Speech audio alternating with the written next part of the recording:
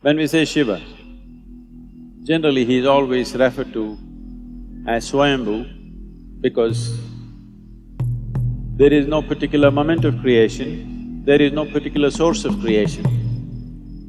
He is by himself.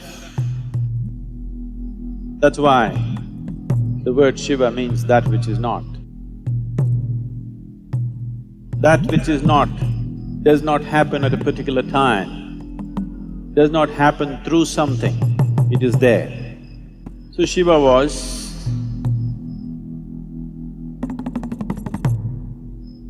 the creator. Brahma came and started creating. So various galaxies, the planets, the life forms, the humans, everything came forth out of him. Creation got into its grind of movement and Shiva, who was still, opened his eyes and started looking at the creation. As he observed the creation, he saw people were going through all kinds of struggles, pains, miseries, agony, various levels. Here and there was little bit of pleasure and joy. So when he saw this, he did not like the creation. He looked around, then he saw Brahma was so absolutely proud of his creation, he was looking at his creation with great pride and joy. Then he found two eyes were not enough, so he popped one more head to look at this side, he didn't want to miss anything. Then he popped one more and one more. Then he popped a fifth head, like a crown for his pride, not to look at anything in particular, just to crown himself with an extra head. When Shiva saw that this Brahma is so gloating about such a miserable creation, he got mad. He attacked Brahma and plucked his fifth head out. Now he has only four, you know. Brahma screamed in pain and said, "Why are you doing this to me?" Then Shiva said, "Are you not ashamed of this creation that you have done? Everybody is suffering, people are going through all kinds of struggles. People are going through all kinds of miseries and pain and agony." Brahma said, "I have not created pain, nor have I created joy.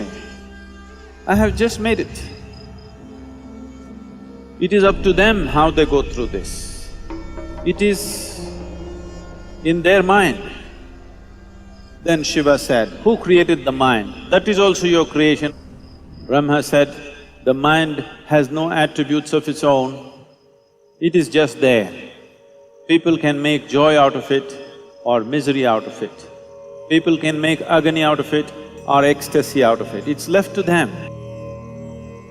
Then Shiva sat down and looked at the creation very carefully, observed every creature, and then he wanted to know his own mind. So he closed his eyes and started looking at the nature of his own creation, his own mind.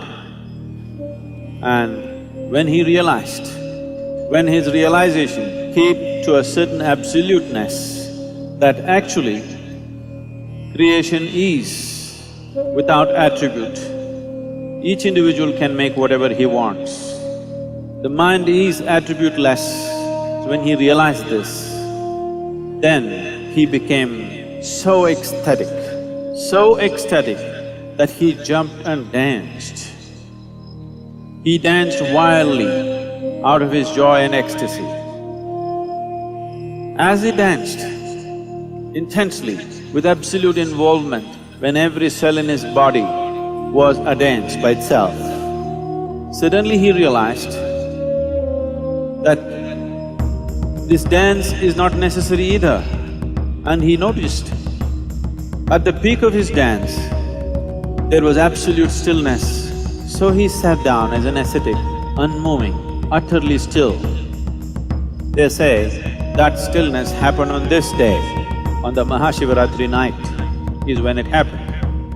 From intensity of ecstasy to absolute annihilation and stillness, these two things he went on alternating. This is the imagery that you see. Sometimes he's dancing and exuberant, sometimes he's utterly still as if nothing exists. When we say Shiva is the destroyer, it is not about destroying the world, it's about destroying your world. Your world is essentially an accumulation of past experiences and impressions. Past is seeping into the present only through your thought process.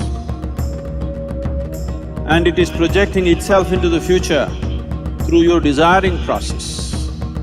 What you know as your desire is essentially an exaggerated version of the past. So the destruction of the past is the essential nature, because if you want to know the grandeur of the creation, that is possible only through the presently existing moment that is here right now. This is the only doorway. In utter stillness, there is no past. In absolute movement, there is no past. These are the two fundamental passages that Shiva found to give access to that which is creation and the source of creation.